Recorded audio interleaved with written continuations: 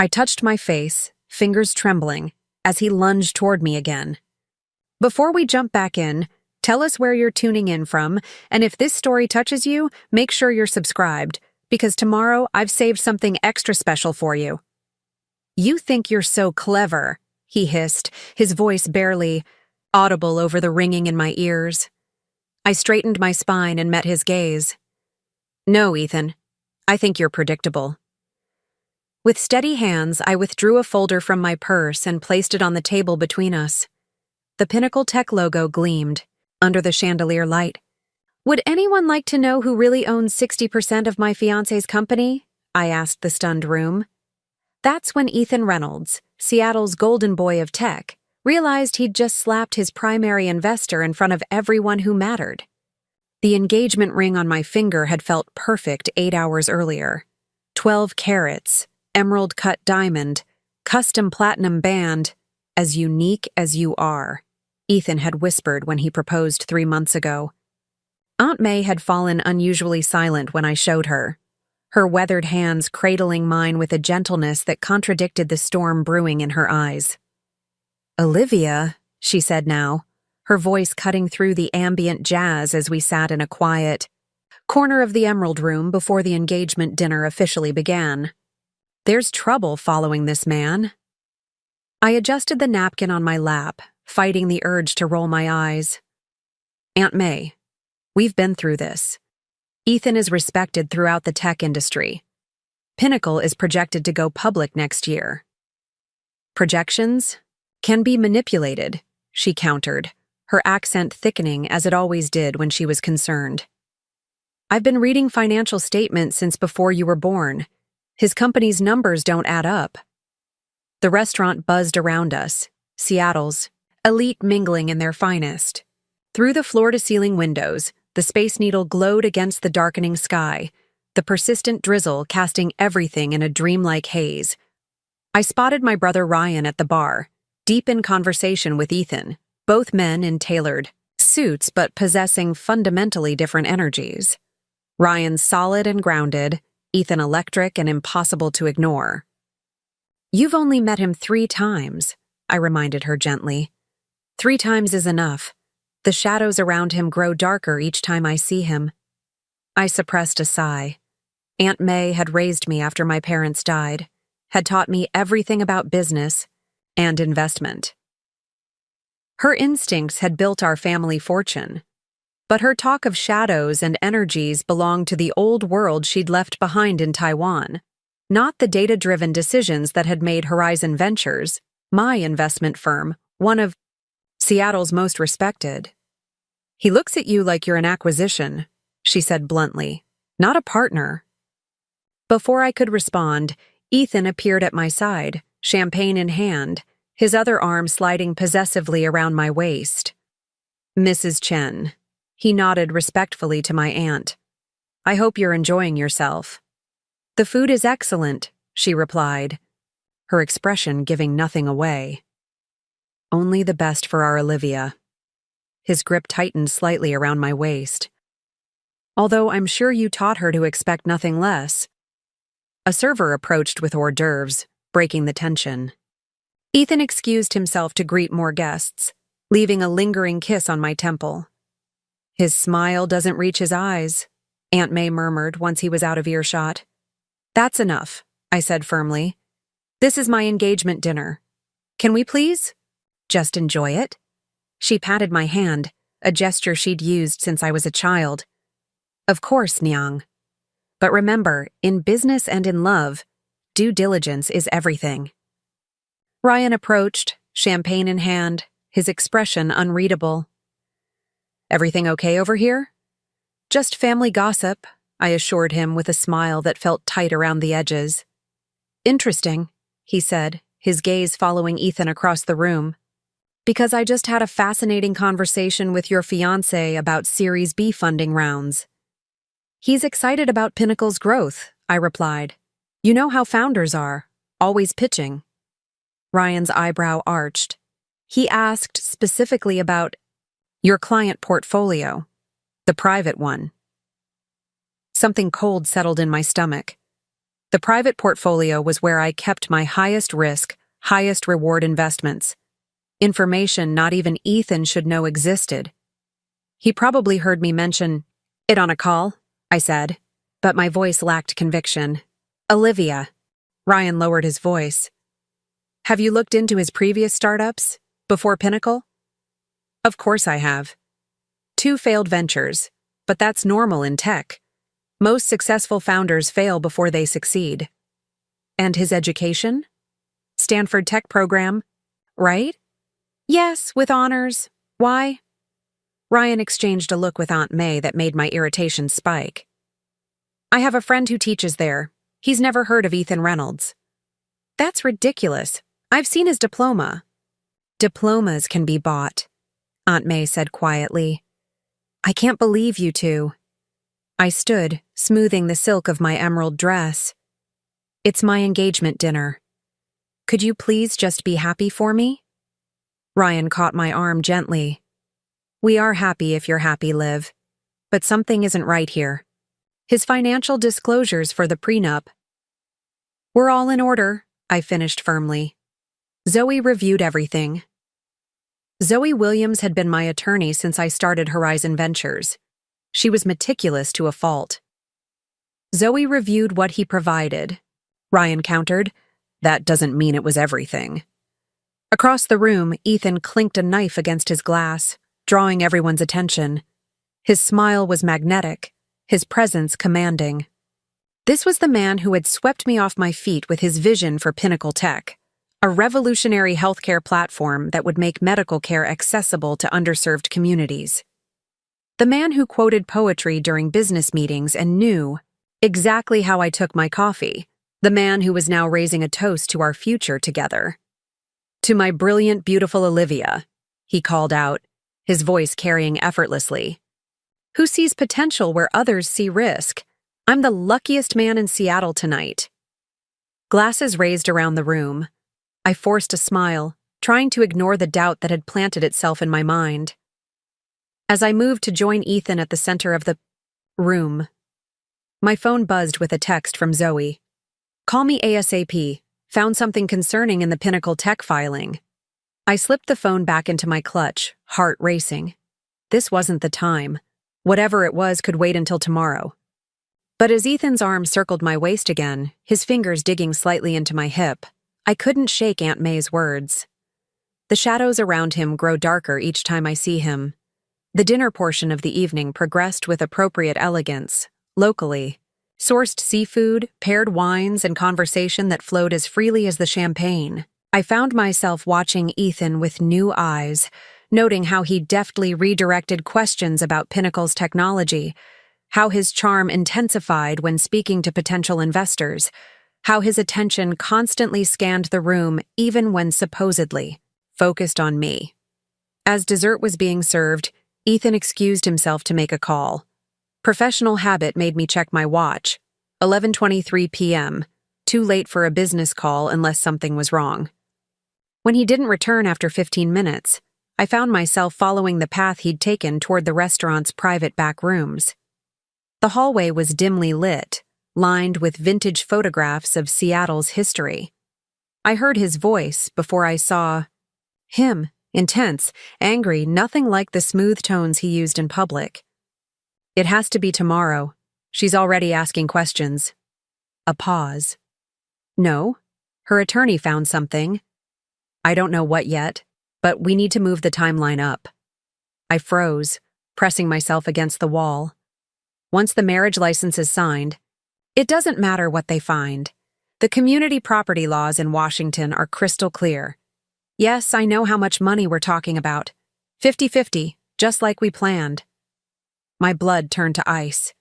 The prenup would protect my existing assets, but not necessarily my ongoing investments, including the anonymous ones I'd made in Pinnacle Tech through a shell corporation, a strategy I'd used to avoid conflict of interest accusations while supporting Ethan's vision. Just have the accounts ready, he continued. Cayman, just like last time with Diana. No, she doesn't suspect anything. She thinks I'm her dream come true. Diana. The name registered faintly. Hadn't there been a Diana mentioned in his past? Not an ex-girlfriend as he'd claimed, but an ex-fiancé? I must have made a sound because suddenly Ethan went silent. I quickly retreated down the hallway, heart hammering, and nearly collided with Ryan. "Whoa, you okay? You look like you've seen a ghost," he said, steadying me. "I need to leave," I whispered. "Now." Preparing and narrating this story took us a lot of time, so if you are enjoying it, subscribe to our channel. It means a lot to us. Now back to the story. Ryan's expression hardened. "What did he do?" "Not here." I glanced back toward the private rooms. "Get Aunt May. Tell her we had an emergency at Horizon. Meet me at the office in 30 minutes. Liv, please, Ryan. Trust me on this." He nodded once and disappeared back into the main dining room. I took a moment to compose myself, straightening my spine and fixing my expression into something resembling normalcy. When I returned to the table, Ethan was already there, all smiles and attentiveness. "Everything okay?" he asked. "You disappeared." "Just touching base with the office," I lied smoothly.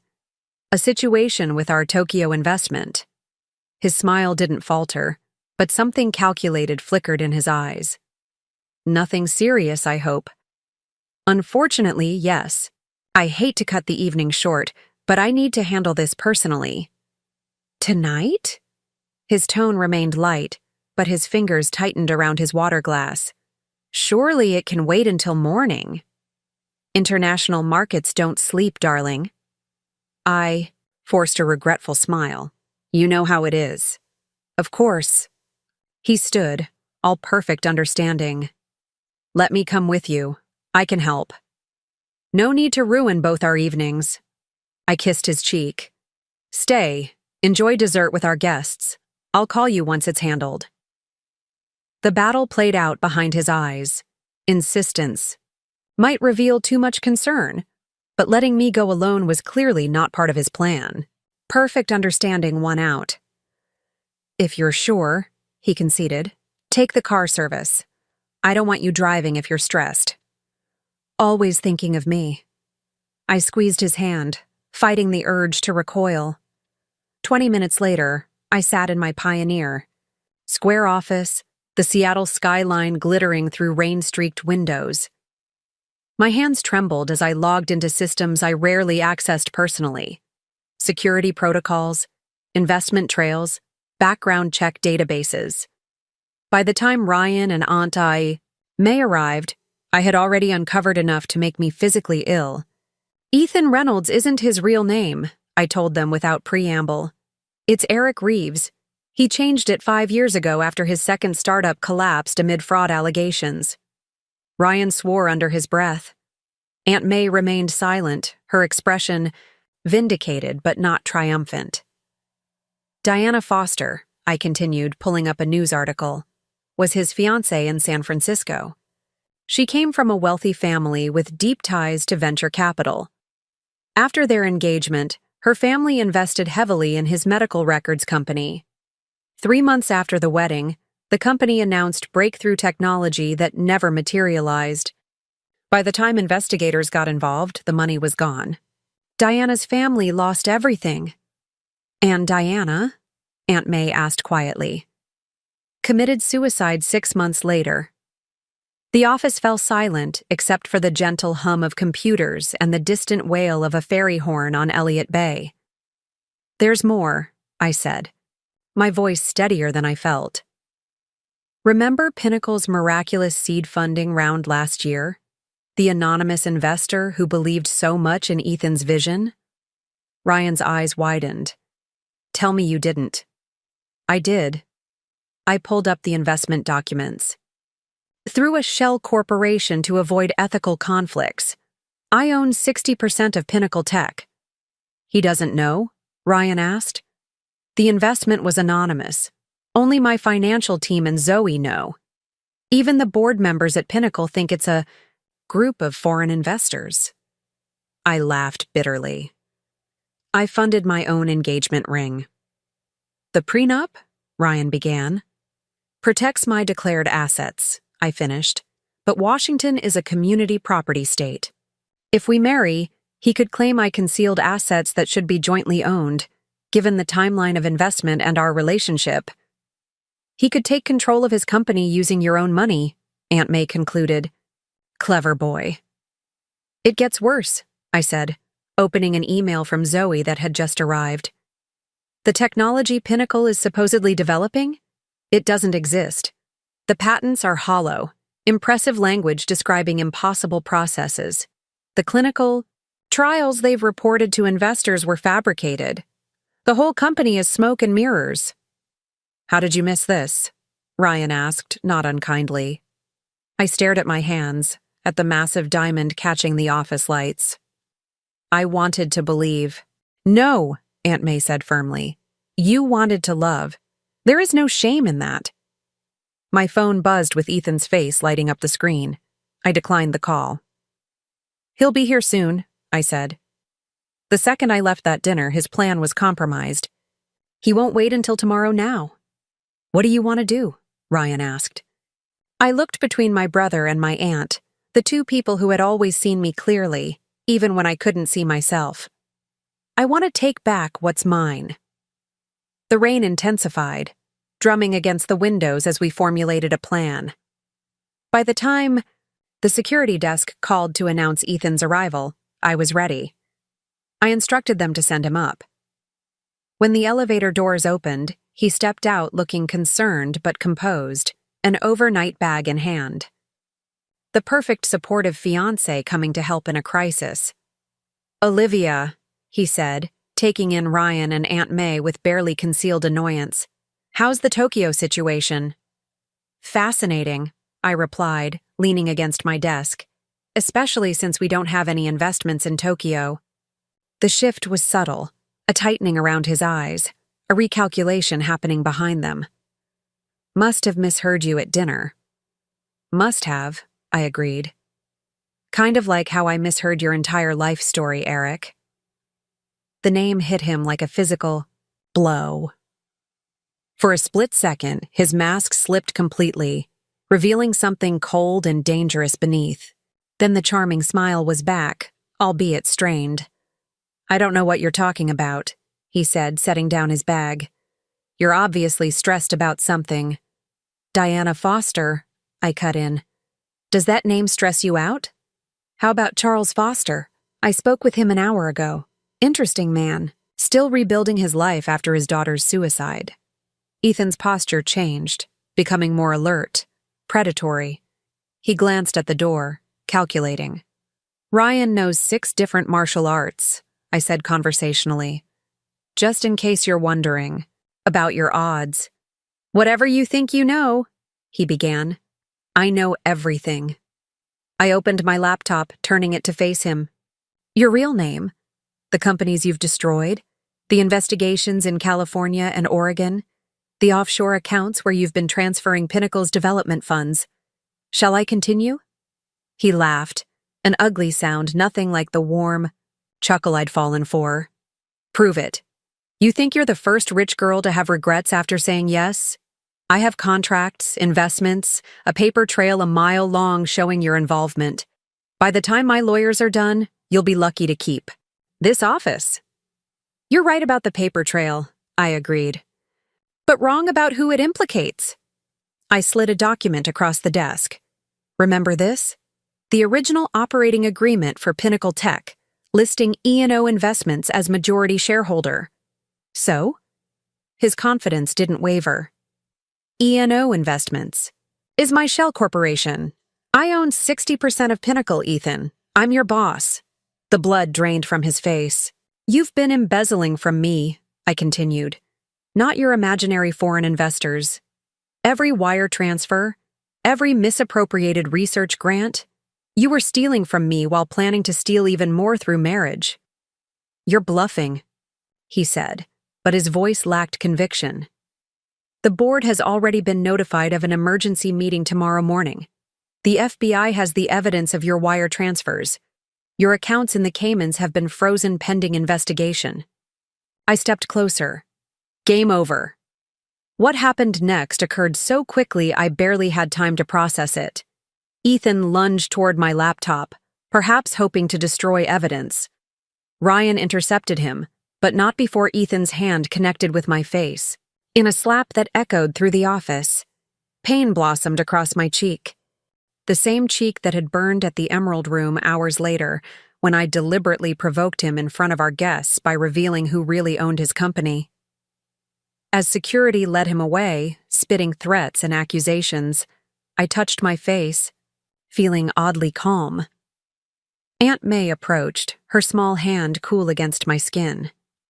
"When a tiger shows its teeth," she said softly in Mandarin, "wise people believe it." I nodded, watching Ethan's retreating figure. "I should have listened to you." "You listened when it mattered," she replied. "Some lessons must be learned firsthand." Later that night, as rain pounded against the windows of my apartment overlooking Lake Union, I removed the massive diamond ring and placed it in a small box. Evidence now, not a promise. My phone had been buzzing nonstop. Concerned dinner guests, business associates alerted to the situation at Pinnacle, reporters already catching wind of the scandal. One message caught my attention. An unknown number with a San Francisco area code. "This is Diana Foster. I heard you might need someone to talk to." Diana Foster. Not dead after all.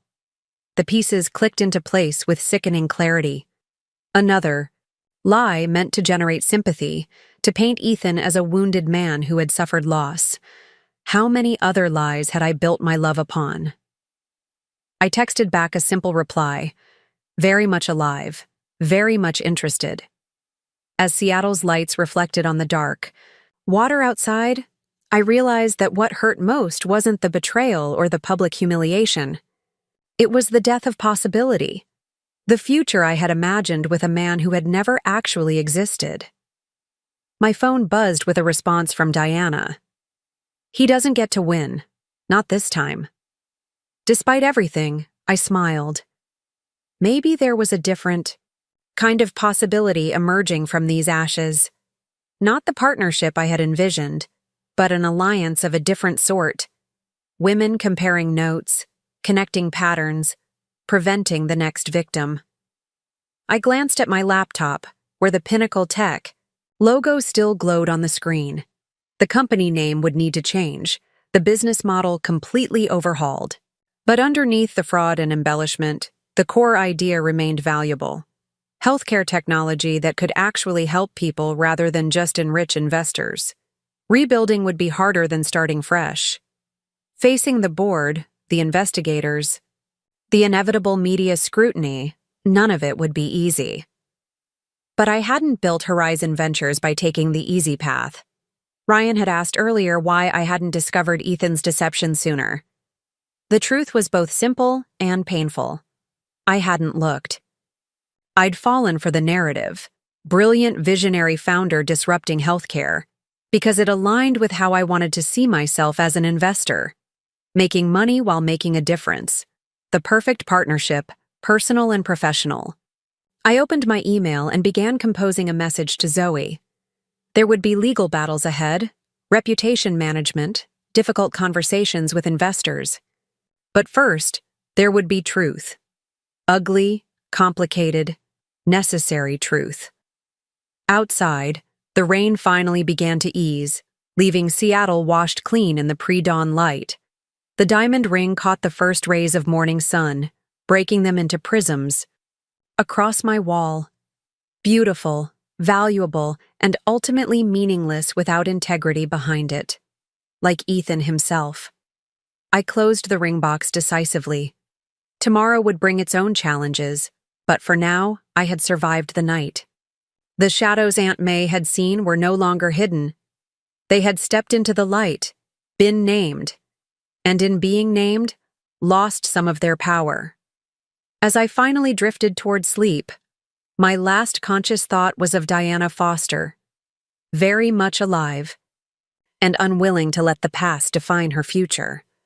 There was wisdom there, and perhaps eventually, even hope. Morning arrived with a pounding headache and 17 missed calls from Ethan. I silenced my phone and made coffee, watching fog roll across Lake Union as ferries cut through the water below. Seattle looked different today. The familiar skyline, suddenly foreign, as if I was seeing it through someone else's eyes. Perhaps I was. The woman who had fallen for Ethan Reynolds no longer existed. A gentle knock at my door announced Ryan's arrival. He'd insisted on staying in my guest room, concerned about what Ethan might do when cornered. My brother looked as exhausted as I felt, but he'd brought fresh pastries from my favorite bakery in Pike Place Market. "Zoe called," he said, setting a croissant in front of me. "She's expedited the paperwork to remove Ethan from Pinnacles." "Leadership. The board's called an emergency session for noon."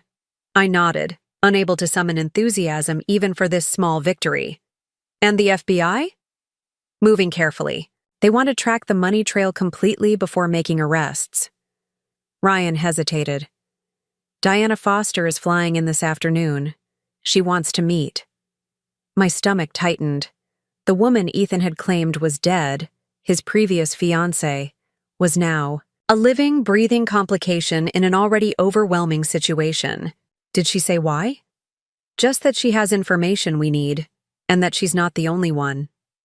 I raised an eyebrow. "Apparently," Ryan continued, "there was someone before Diana, and possibly someone between Diana and you." The croissant turned to ash in my mouth. "A pattern. A professional con man," Ryan corrected.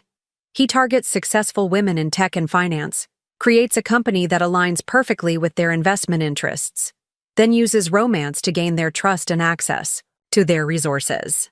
My phone buzzed with an unknown number. I answered on speaker. "Ms. Chen, this is Detective Morgan with Seattle PD. We have a situation at your office building.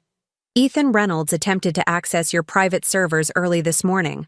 Security detained him, but he's claiming he was retrieving personal property with your permission." I exchanged glances with Ryan. "That's absolutely false, Detective.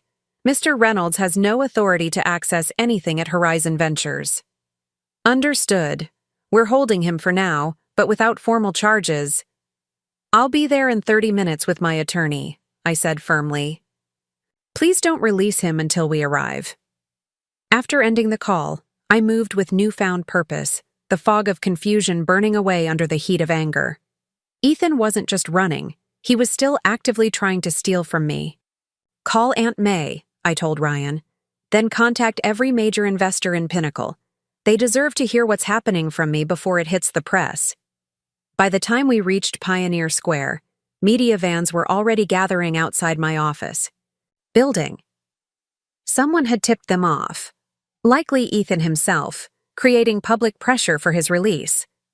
I slipped in through the service entrance, Zoe Williams already waiting in the security office where Ethan was being held. He looked up as I entered, his expression transforming from belligerence to calculated charm. "Olivia, thank God. Tell these people there's been a misunderstanding." "The only misunderstanding," I replied evenly, "was mine in ever trusting you." Detective Morgan, a compact woman with shrewd eyes, observed our exchange carefully. "Mr. Reynolds was found attempting to override security protocols on your server room door at 5:17 this morning. Security footage shows him using a copied access card." "I forgot some personal files," Ethan explained smoothly. "Given the tension last night, I didn't want to bother Olivia. This whole situation has spiraled from a personal disagreement into something unnecessarily dramatic." "Personal disagreement," I repeated, rage simmering beneath my controlled exterior. "Is that what you call identity fraud, embezzlement, and attempting to defraud investors?" His eyes hardened. "Careful, sweetheart. Defamation is a serious charge." "Truth is an absolute defense against defamation," Zoe interjected, opening her briefcase. "Detective, we're prepared to file formal charges for corporate espionage, wire fraud, identity theft, and assault." "Assault?" Ethan laughed incredulously. "Olivia, this is insane." "You slapped me across the face in front of witnesses," I reminded him. but that's the least of your concerns right now. I turned to Detective Morgan. I've authorized a forensic team to examine exactly what Mr. Reynolds was attempting to access. Preliminary reports suggest he was targeting confidential investor information and attempting to transfer proprietary technology data outside our secure network. Ethan's facade cracked slightly. You have no proof. Actually, Ryan said from the doorway, we do. Our security systems log every attempted access, successful or not, including the 3 attempts you made remotely before deciding to break in physically. I want my lawyer, Ethan said flatly. Excellent idea, Detective Morgan agreed, producing handcuffs. Ethan Reynolds, you're under arrest for criminal trespass and attempted unauthorized computer access. You have the right to remain silent. As they led him away, Ethan locked eyes with me. This isn't over, Olivia. You have no idea what you're dealing with. The threat lingered in the air long after he'd gone. He's right about one thing, Zoe said, gathering her documents. This is just beginning. Once the Financial Crimes Unit gets involved, this will become very complex very quickly. I nodded, suddenly exhausted again. What about Pinnacle? The company itself isn't fraudulent, just its founder and much of its reported progress. That's a separate battle, Zoe advised.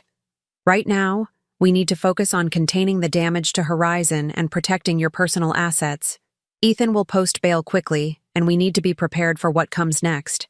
What came next arrived sooner than expected. By noon, as I sat with the Pinnacle board explaining the situation, images from our engagement dinner began circulating online.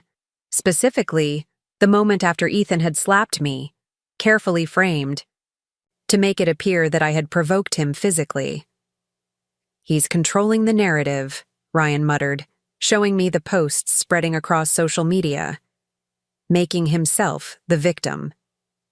The board members exchanged uncomfortable glances. These were experienced business leaders, but the personal drama clearly made them uneasy. Gentlemen, I addressed them directly. I understand this is uncomfortable. It should be. You've been deceived by a con man who has done this before. The technology you believed you were investing in doesn't exist in the form described in your prospectus. The clinical trial data was fabricated. If that's true, said Warren Blackwell, the lead independent director, then you, as majority shareholder through E&O Investments, are equally culpable for the misrepresentation. I invested in Pinnacle because I believed in its mission, I countered. Making healthcare more accessible through technology is still a worthy goal. But Ethan Reynolds, or Eric Reeves, which is his real name, diverted development funds to personal accounts and misrepresented the technology's readiness. I distributed folders containing documentation of the fraud. My investment firm conducted standard due diligence, but Ethan created an elaborate fiction supported by falsified documents. I'm as much a victim of this fraud as any other investor. This is disturbing, admitted Javier Suarez, examining the evidence, but salvageable. The core patents, while perhaps exaggerated in their current implementation, appear to have genuine potential. That's why I'm here, I said. I'm not abandoning Pinnacle. I'm proposing a restructuring with complete transparency. Replace Ethan with a qualified CEO, bring in legitimate technical leadership, and rebuild on honest foundations. The discussion continued for hours, moving from shock to anger to pragmatic problem-solving. By the time we adjourned, a tentative plan was in place. Ethan would be removed as CEO, the company would issue a carefully worded statement to investors, and an interim leadership team would evaluate the true state of the technology. As I left the Pinnacle offices, my phone rang with Aunt May's number. Diana Foster has arrived, she said without preamble. She's at your apartment with a woman named Jessica Winters. They say there are others. Others? More victims, Aunt May clarified. A pattern stretching back 8 years. My driver navigated through afternoon traffic as rain began to fall again, blurring the city into watercolor smudges. I tried to prepare myself for meeting the woman Ethan had claimed was dead, the woman whose supposed suicide had elicited my deepest sympathy and created an emotional connection that had fast-tracked our relationship. When I entered my apartment, 4 women waited in my living room. Aunt May poured tea with ceremonial precision, her calming presence a counterpoint to the nervous energy filling the space. "Olivia," she said, "this is Diana Foster, Jessica Winters, Vanessa Kapoor, and Michelle Tran." Diana stepped forward first, tall, poised with the kind of confidence that comes from rebuilding yourself from ashes. "Thank you for meeting with us. I know this day has been challenging." "That's one word for it," I managed, accepting the tea Aunt May offered. "I thought you were dead." "That's his favorite story," Diana said with a brittle smile. "The tragic, dead fiancé? It creates instant intimacy, doesn't it? Makes you want to heal him." Jessica nodded. "With me, it was a dying mother he was supporting. Made all his financial urgency seem noble rather than suspicious." "Cancer research startup," Vanessa added. "He called himself Evan Reynolds then. Said his mother had died of a rare cancer, and he was developing targeted therapies. So when he needed emergency funding to save the breakthrough from competitors, how could I refuse?" Michelle remained silent, studying me with evaluating eyes. "How did you all find each other?" I asked. "I started looking after I lost everything," Diana explained. "Found Jessica through a tech forum where she'd warned about a similar scam. Vanessa came later, through a private investigator I hired. Michelle reached out yesterday after seeing news about Pinnacle's founder online." "He's careful," Jessica continued. "Changes just enough details each time to avoid obvious patterns. Different names, different industries, different approaches tailored to each target." "But the same man," I finished. "How much did you lose?" The numbers they shared made my stomach clench. Collectively over $20 million. Careers derailed, reputations damaged, and emotional devastation that couldn't be quantified. "He's been arrested," I told them. "Breaking into my office this morning." "He'll make bail," Michelle spoke finely, her voice carrying the flat certainty of experience. "Then he'll disappear, resurface somewhere new, and start over. That's his pattern." "Not this time," Diana countered. "That's why we're here, Olivia. Together, we have enough evidence to build a case that will actually stick." My phone buzzed with a text from Ryan. "Ethan made bail. His lawyer is giving a press conference claiming corporate espionage by you against him. Turning on TV now." I grabbed the remote, switching to a local news channel. Ethan stood on the courthouse steps, looking appropriately shaken but resilient, a bandage on his temple that hadn't been there during his arrest.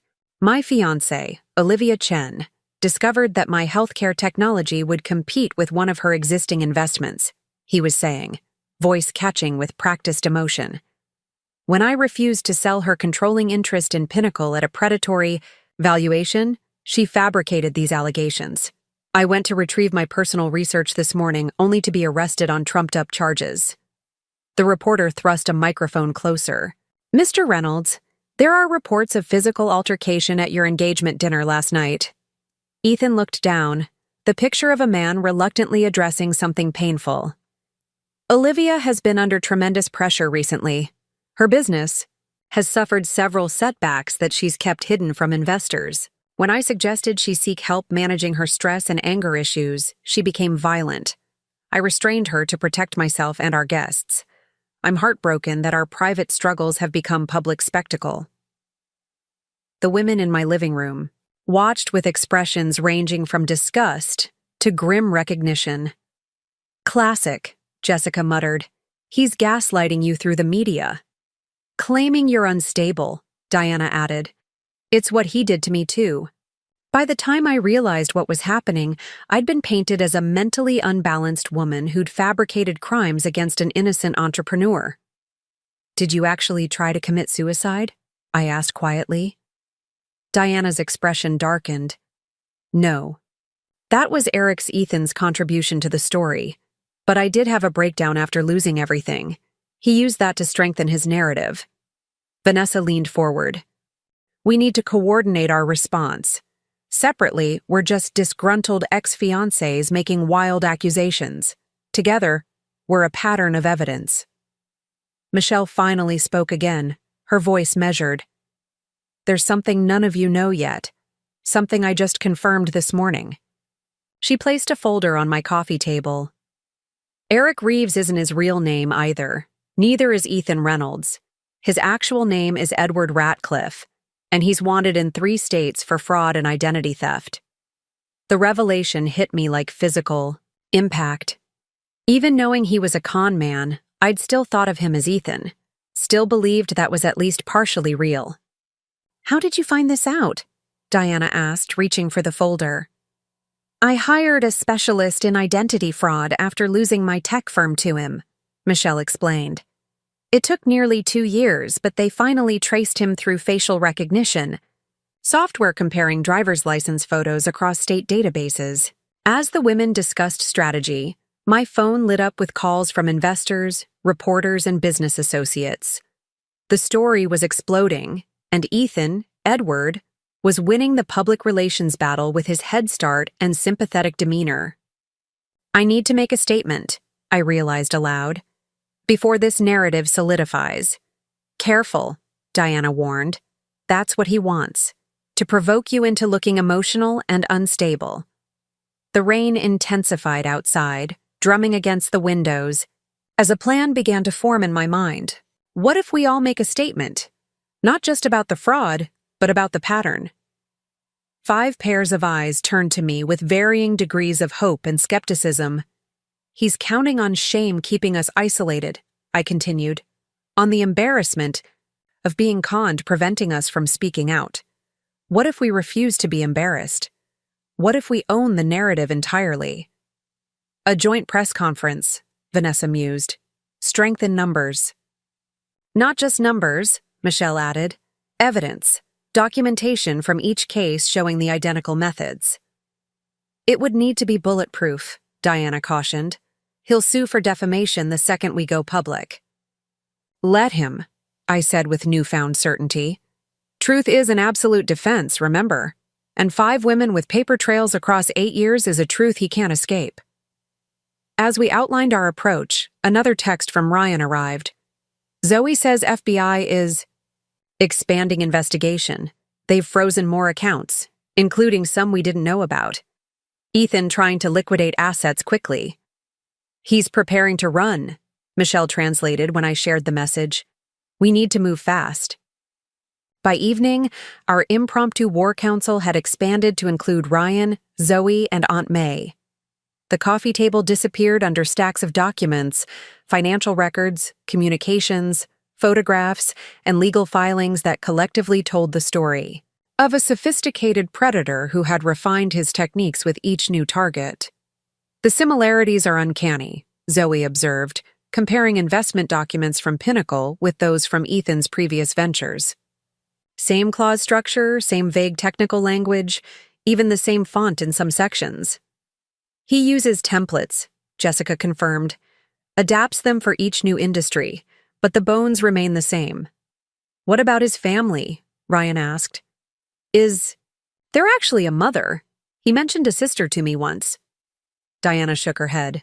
The only real family member we've confirmed is his father, who disowned him years ago. We've never been able to locate him.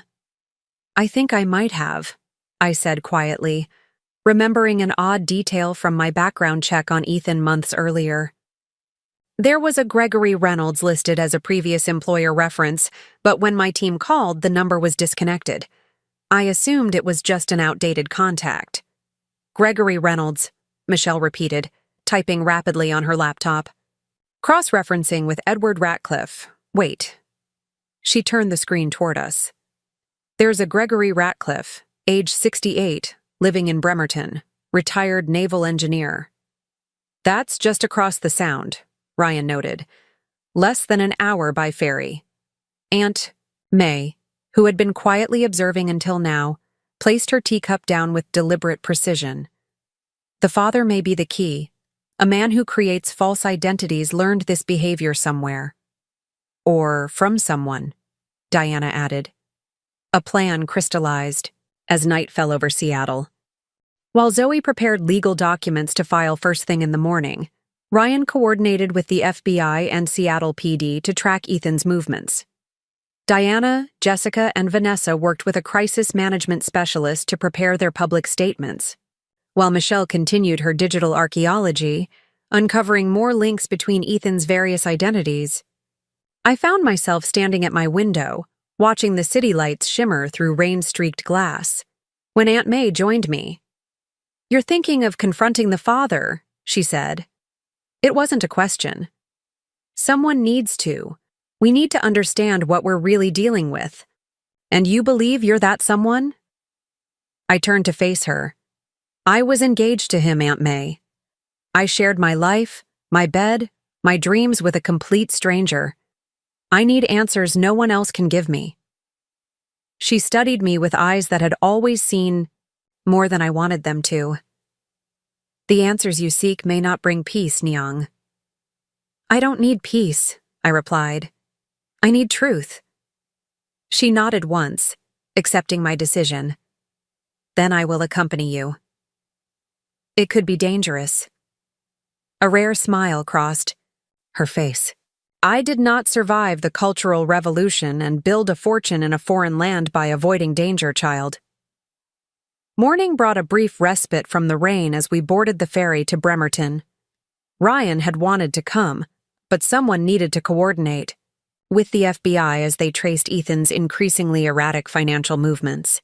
He'd emptied 3 accounts overnight and attempted to access Pinnacle's development server twice more. Bremerton emerged from the fog as our ferry approached, a former naval town with weathered charm and quiet streets. Gregory Ratcliffe's house sat on a bluff overlooking Puget Sound, a modest but well-maintained bungalow with a carefully tended garden.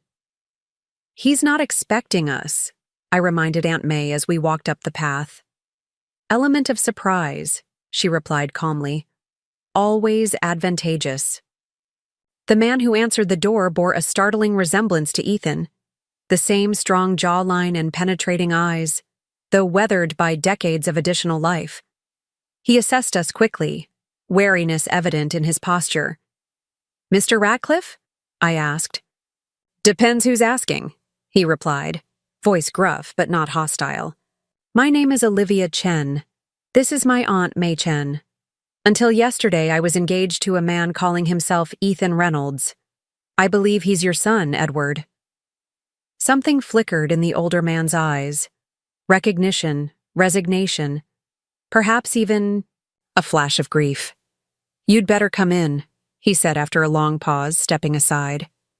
"And for the record, I haven't seen my son in over 15 years. Not since he cleaned out my retirement account and disappeared."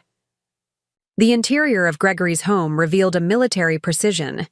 Everything in its place, surfaces dust-free, books and magazines neatly aligned. He led us to a small living room overlooking the water. "I assume Eddie's in trouble again," he said, lowering himself into an armchair. "It's why people find me, when they can find me at all."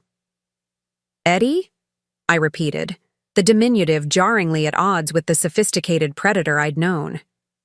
"Edward Allen Ratcliffe," Gregory clarified, "though I doubt he's used that name in years. What's he calling himself now? Ethan, you said?" "Ethan Reynolds," I confirmed. "He founded a healthcare technology company called Pinnacle Tech." Gregory gave a humorless laugh. "Let me guess. Revolutionary technology, going to change the world, just needs some capital to reach the finish line?" "You know his methods," Aunt May observed. "I taught him some of them," Gregory admitted, surprising me with his candor. "Not intentionally, mind you. I was naval intelligence before I became an engineer. Operational security, creating covers, maintaining legends. These were dinner-table conversations in our house. Eddie absorbed it all, even as a child." "And his mother?" I asked. "Died when he was 12. Cancer." Gregory's expression softened momentarily. The real tragedy in Eddie's life, not the fictional ones he invents to manipulate people. I digested this, thinking of how Ethan had used emotional vulnerability to fast-track intimacy between us. Mr. Ratcliffe, your son has defrauded multiple women across several states. He's currently attempting to flee while under federal investigation. We need to understand who we're dealing with. Gregory was silent for a long moment, staring out at the water. My son was always different. Brilliant, charismatic, but with something missing. Empathy, maybe, or some fundamental understanding of consequences. After his mother died, it got worse. By 16, he was running confidence schemes at school. By 20, he'd perfected the art of becoming whoever people wanted him to be. Why didn't you stop him? Aunt May asked. I tried, Gregory said sharply. Therapy, military school, even had him evaluated by specialists. Nothing worked. Then, he cleaned me out and vanished. New name, new life, new marks. He fixed me with a penetrating stare. How much did you lose? Financially? Less than he intended. Emotionally? I trailed off, unable to quantify the damage. Gregory nodded as if I'd confirmed something. He targets strong women, always has. The challenge excites him, breaking down someone who doesn't break easily. We're not broken, I said firmly. We're organizing. There are 5 of us now, comparing notes, building a case. Something like hope flickered across Gregory's weathered face. 5? That's more than I knew about. There are likely others, Aunt May said. Those who were too ashamed or too defeated to speak out. Gregory rose suddenly, moving to a bookshelf. He withdrew an old photo album and handed it to me. You'll need this. Birth certificate, school records, early arrest records, that were later expunged. His real identity, documented. I opened the album with trembling hands. Baby photos, school portraits, family vacations, the normal trappings of a life that had somehow produced the man who had nearly destroyed mine. Why are you helping us? I asked. Gregory's expression hardened. Because he's my son, and I failed to stop him. Because his mother would be heartbroken to see what he's become. And because someone finally needs to hold him accountable. As we prepared to leave, Gregory handed me a sealed envelope. One more thing. When you find him, give him this. Tell him it's from his father. The ferry ride back to Seattle was silent, both Aunt May and I lost in our thoughts. The album rested heavily in my bag, containing the true origin story of the man I'd almost married. My phone buzzed as we approached the Seattle terminal. Ryan's message was brief but urgent. FBI tracked him to Vancouver. International warrant. Being processed. He's running. Ethan, Edward, was slipping away.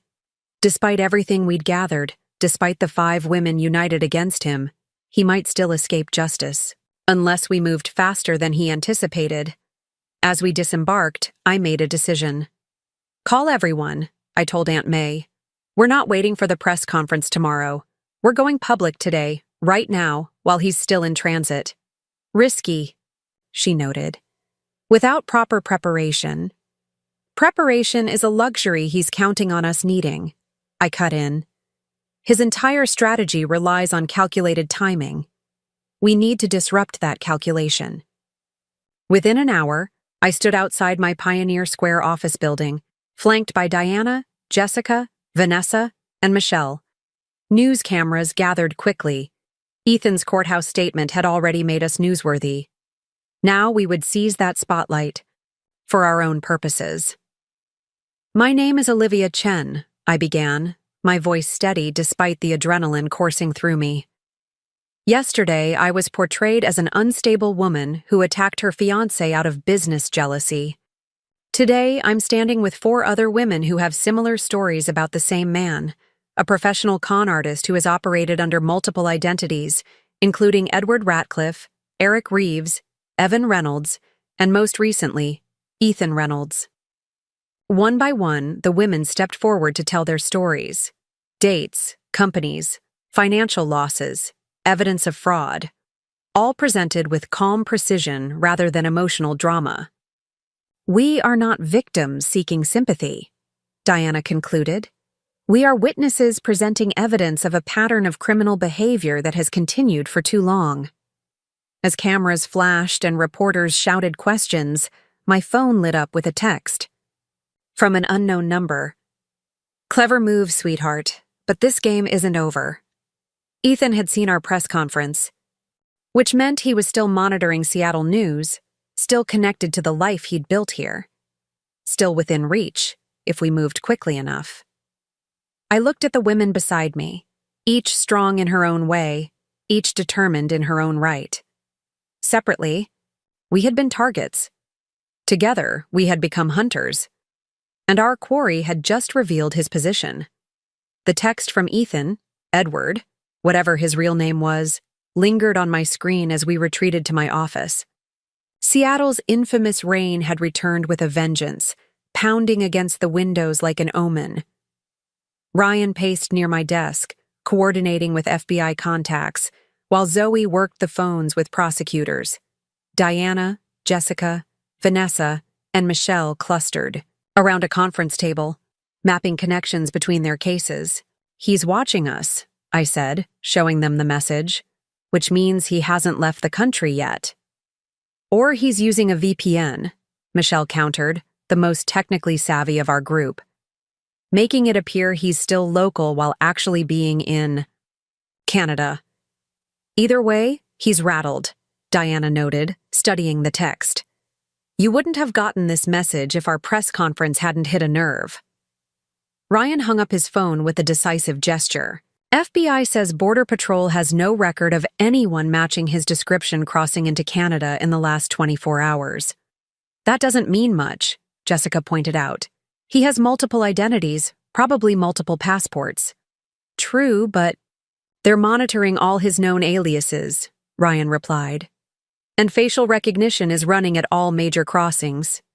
Aunt May, who had been quietly observing from a corner, finally spoke. "He will not run yet. His pride won't allow it." 5 pairs of eyes turned toward her. "Explain," Diana prompted. "A man like this, a hunter, doesn't abandon his territory while challenged. To flee now would be to admit defeat, to acknowledge that 5 women outsmarted him."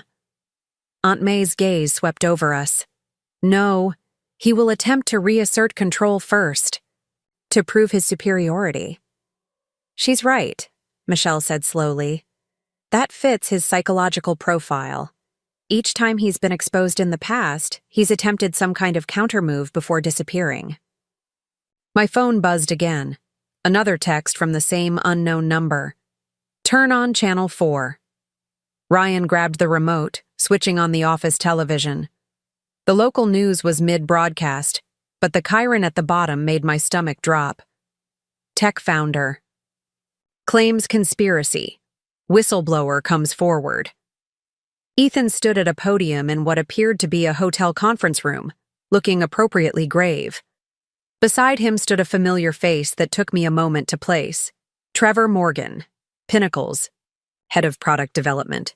"These allegations are not just false, they're malicious," Ethan was saying, his voice carrying that perfect note of restrained indignation.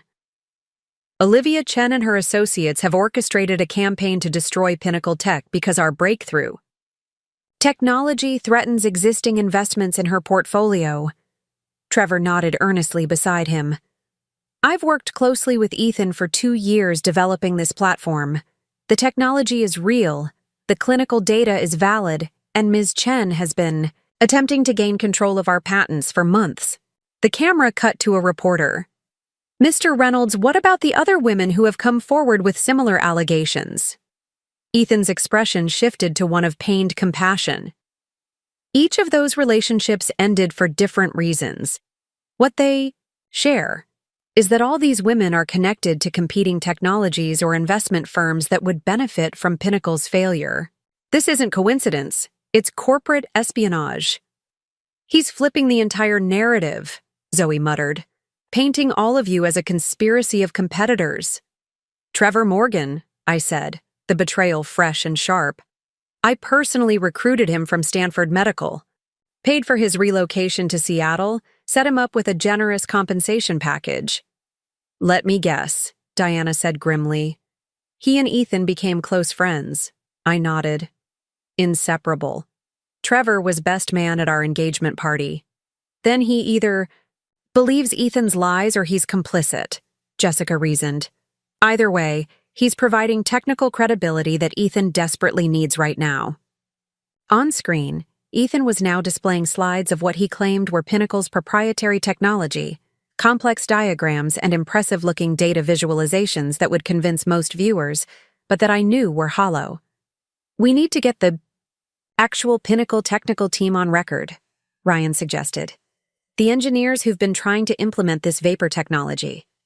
Many of them have already reached out, I confirmed.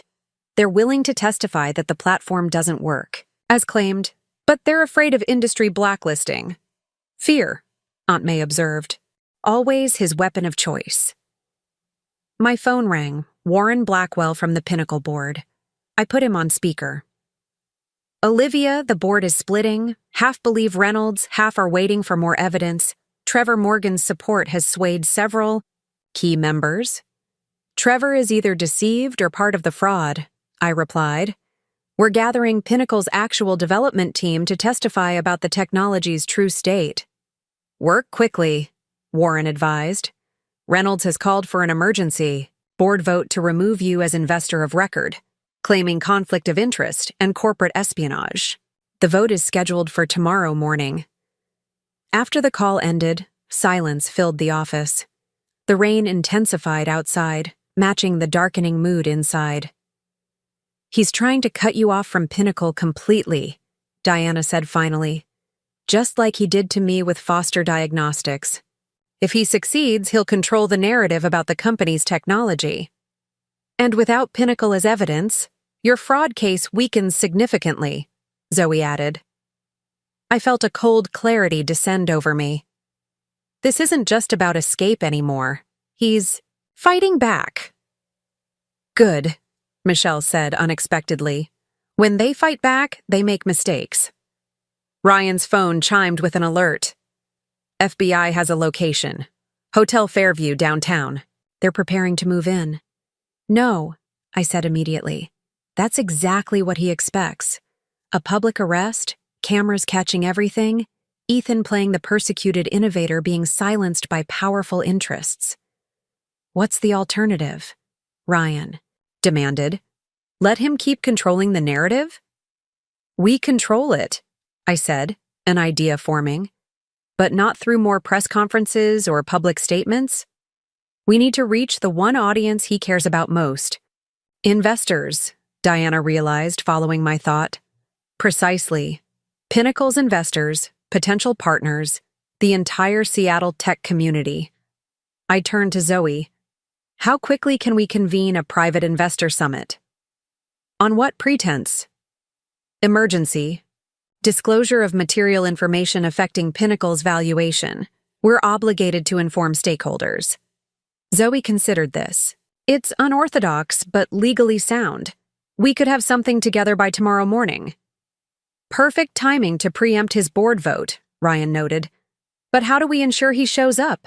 He'll suspect a trap. We don't need him there, I said. We need Trevor Morgan. Michelle raised an eyebrow. The loyal lieutenant? Who has actual technical knowledge Ethan lacks, I explained. If we can get Trevor alone, make him understand he's being used as a shield. He might flip, Diana finished. It's risky. Everything about this is risky, I countered. But Trevor has one thing Ethan doesn't, a legitimate career he's worked hard to build. If he realizes he's about to lose that by defending a fraud. Aunt May nodded approvingly. Divide and conquer. Wise strategy. By midnight, the plan was in motion. Zoe had secured the conference center at the Four Seasons for 8 a.m., 2 hours before Ethan's scheduled board vote. Ryan coordinated with FBI agents who would be present, but inconspicuous. The women divided tasks, Diana reaching out to investors, Michelle preparing technical materials, Jessica and Vanessa gathering witness statements from Pinnacle employees. I found myself alone in my office, staring at Seattle's rain-blurred skyline, when a soft knock announced Aunt May's presence. "You should rest," she advised, placing a cup of tea beside me. "Too much to do," I replied, though exhaustion pulled at every cell in my body. The warrior who enters battle exhausted has already accepted defeat. I smiled despite myself. Is that an ancient Chinese proverb? "No," she said with rare humor. "Just common sense." I sipped the tea, allowing its warmth to seep into my bones. I keep thinking about who he really is, Edward. The boy in those photos Gregory showed us. Where did that person go? How did he become Ethan? Perhaps he was always becoming Ethan, Aunt May suggested. Some people are born with a hollow space where conscience should reside. But Gregory seemed normal, decent even. And the mother died when the boy was 12, she reminded me. Trauma shapes us all, Nyang. Some it strengthens, others it twists. I thought of the photograph I'd seen in Gregory's album, a skinny boy with serious eyes standing beside his mother's hospital bed. Had that moment been the turning point? The beginning of Edward's transformation into a predator? I almost married him, Aunt May. I would have bound my life to someone who doesn't even exist. She touched my hand lightly. But you did not. Your instincts protected you, even when your heart was compromised. My phone buzzed with another text from the unknown number. "Clever move with the investor summit. Trevor says hello." Ice flooded my veins. He knows. About tomorrow. Aunt May's expression remained calm. Good. Good? How is this good? Because now we know with certainty there is a leak. Someone in this building, someone we've spoken with today, is communicating with him. Shao. Realization hit like a physical blow. Someone I trusted was betraying us to Ethan. "We need to find out who," I started, reaching for my phone. Aunt May placed her hand over mine. "No, we need to use this." "How?" "By controlling what information we share, and with whom." Her eyes glittered with strategic calculation. "Let us feed the snake false mice and see which way it slithers." Dawn broke with rare sunlight streaming through Seattle's cloud cover.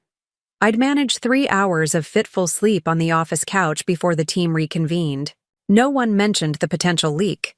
Aunt May had advised keeping that knowledge restricted to us alone while we implemented our counter-strategy. "The investor summit is confirmed," Zoe reported. 43 attendees representing 89% of Pinnacle's capital investment. Most were already in town for the quarterly review scheduled later this week. "Trevor?" I asked. "Confirmed as well," Ryan answered. "He thinks he's presenting Pinnacle's latest technical achievements." Ethan declined, but fully supports Trevor, representing their shared vision. I nodded, unsurprised. He's keeping his distance, letting Trevor take any potential fall. "Which tells us something important," Diana added. "Trevor may not be a willing accomplice. He might genuinely believe in the technology. Either way, he's the key," I said. Without his technical credibility, Ethan's narrative collapses. We moved to the Four Seasons in separate vehicles, taking different routes as a precaution. Michelle monitored digital channels for any sign of Ethan's movements, while Jessica and Vanessa stationed themselves strategically to intercept Trevor before he entered the main conference room. I adjusted my suit jacket, a power move in Valentino red rather than my usual understated neutrals. Today wasn't about blending in or playing nice. Today was about commanding attention and reclaiming narrative control. "Ready?" Ryan asked as we approached the conference room doors. "As I'll ever be," I replied. The room hushed as I entered, all eyes tracking my movement to the podium. These were Seattle's tech elite, venture capitalists, angel investors, corporate development executives, all connected to Pinnacle either directly or through associated interests. all now uncertain about their investments, their reputations, their judgment. "Thank you for coming on such short notice," I began, my voice steady despite the adrenaline coursing through me. "As majority shareholder in Pinnacle Technologies, I have a fiduciary duty to disclose material information affecting the company's valuation and future prospects." Murmurs rippled through the audience. Several people checked their phones, no doubt seeing the news alerts about yesterday's competing press conferences. You've all seen the allegations and counter-allegations in the media. Today isn't about those personal matters. Today is about facts, evidence, and your investments. The door opened, and Jessica escorted Trevor Morgan inside. He looked uncomfortable, clutching his presentation materials like a shield. "Mr. Morgan will be joining us momentarily," I continued smoothly. "But first, I want to introduce some other individuals with relevant expertise." On cue, 4 senior engineers from Pinnacle's development team entered from a side door. Trevor's eyes widened in recognition, then narrowed in suspicion. "These are the architects of Pinnacle's actual technology platform," I explained. "The people who've been attempting to implement the vision you've all invested in." One by one, they presented their findings: technical assessments, development timelines, failed implementation attempts, and the growing gap between what had been promised to investors and what could actually be delivered. Trevor shifted uncomfortably in his seat as his colleagues laid bare the reality behind Pinnacle's glossy presentations. When they finished, I invited him to the podium. "Mr. Morgan, would you care to respond to your colleague's assessment?" He approached slowly, conflict evident in every movement. "These are complex technical challenges we're addressing. All revolutionary technology faces implementation hurdles." "Trevor," I said gently, "these aren't hurdles. According to your own team, the core technology as described to investors simply doesn't work as claimed. The AI diagnostic engine fails basic validation tests. The distributed database architecture can't secure patient data as promised." His professional pride visibly warred with his loyalty to Ethan. "We're making progress. Ethan has assured me. Additional resources are coming that will accelerate development." "Like the Singapore research team?" I asked. Trevor blinked in surprise. "Yes, exactly. Their work on neural network optimization is promising." "Trevor, there is no Singapore team. The office address is a virtual mailbox. The research papers, cited in your technical documentation, were written by an AI text generator. I had experts analyze them. They contain plausible-sounding technical language but describe impossible processes." Color drained from his face. "That's not—" "Ethan showed me their work, their credentials." Michelle stood, tablet in hand. "May I approach?" At my nod, she joined us at the podium, showing Trevor her screen. "These are the supposed team members' LinkedIn profiles. Every profile photo is an AI-generated image. Note the telltale signs: asymmetrical glasses, odd ear placements, background inconsistencies." Trevor stared at the evidence, his entire worldview visibly crumbling. He said they preferred anonymity because of the breakthrough nature of their work, that they'd faced corporate espionage before. "There's more," I said quietly, gesturing for Ryan to join us. "Ethan Reynolds isn't who he claims to be. His real name is Edward Ratcliffe. He has a pattern of creating fraudulent tech companies, securing investment through deception, and disappearing with the funds." Ryan distributed folders containing Gregory Ratcliffe's documentation, along with FBI case summaries of Edward's previous frauds. Trevor sank into a chair, flipping through pages with increasing dismay.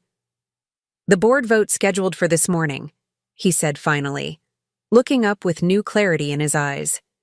He was going to use it to authorize a transfer of intellectual property to a new holding company. Said it was for tax purposes. "A holding company that he exclusively controls," I confirmed.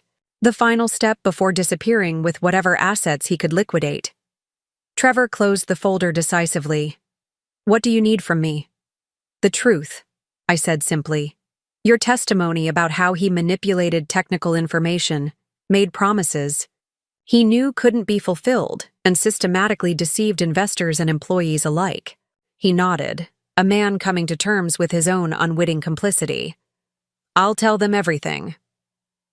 For the next hour, Trevor laid bare the internal workings of Pinnacle, the technical promises made to investors without consulting the development team, the pressure to present prototypes that were barely functional, the constant assurances that breakthrough technology was just around the corner. When he finished, the room sat in stunned silence. Millions of dollars had been invested based on fraudulent claims. Careers and reputations had been staked on Pinnacle's supposed innovation. Where do we go from here? Asked Janet Weiss, representing one of the largest venture capital firms in the Pacific Northwest. That's why we're all here, I replied. Pinnacle was built on a fraudulent foundation, but the core mission, making healthcare more accessible through technology, remains valid.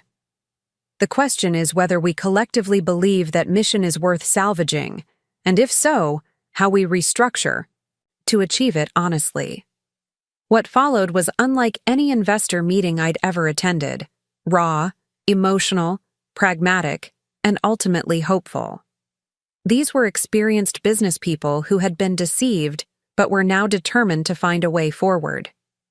By the time we broke for lunch, a framework had emerged.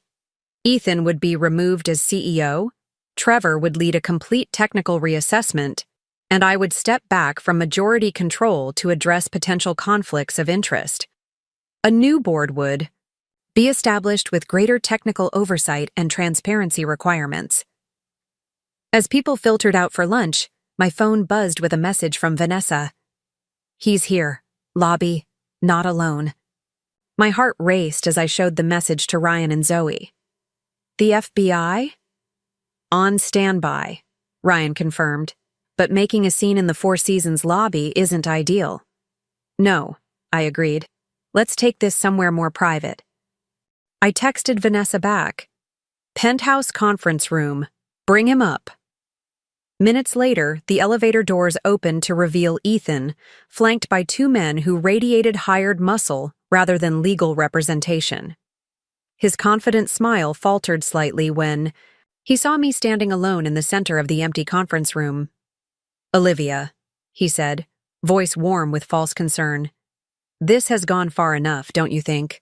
All these public accusations dragging both our names through the mud.